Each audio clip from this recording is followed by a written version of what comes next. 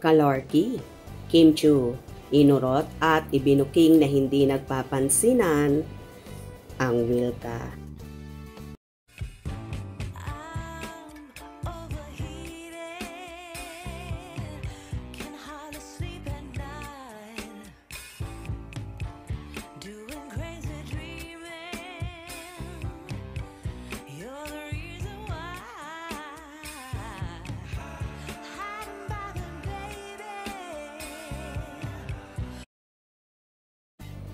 Martes, July 22 ng gabi nang i-post ng It's Showtime sa kanilang social media accounts.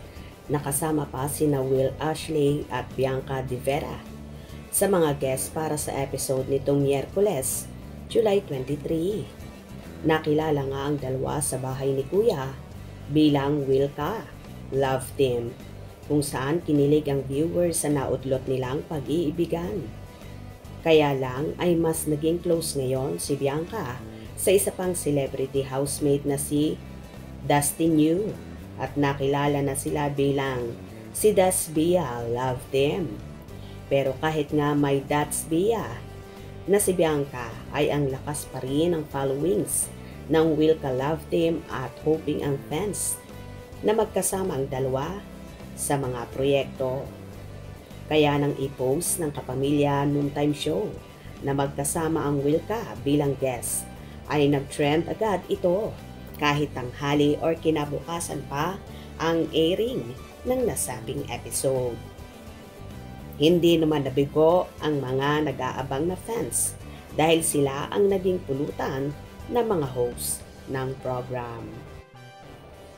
Napansin ni Kim Chiu na parang nahihiya si Will na may katabi ito. Hindi naman sinabi ni Kim kung sino sa mga katabi ni Will na sina Bianca at Michael ang kinaiilangan ng binata. May iniisip lang po talaga kaya medyo tahimik po, say ni Will. Anong iniisip mo, Will? Sumunod na tanong ni Kim. Yung katabi ko po, sagot ni Will, sabay turo kay Michael. Naging direkta na si Kim sa sumunod niyang tanong kay Will. Bakit ayaw mong pansinin si Bianca? Ask ni Kim. Nagpapansin na naman kami, Ate Kim. Hello, Bianca. Sagot ni Bianca. Napansin naman ni Jong Hilario na gusto ng madlang people na tsikahin pa ang Wilka kaysa maglaro ng masa. Kaya tinanong niya ang Wilka Love Team. So ano na ba talaga ang real score, Wilka? Asked ni Jong. Heto, taping friends, say ni Bianca sabay tingin kay Will. Taping friends, pagsang-ayon naman Will. Taping friends pa rin, asked ni Bianca kay Will. Hindi na, tapos na ang taping friends, paglilinaw ni Will na nagpakilig nga sa audience. Dahil sa lakas ng engagement ng Wilka fans, ay hindi malabong hindi sila magkaroon ng proyekto.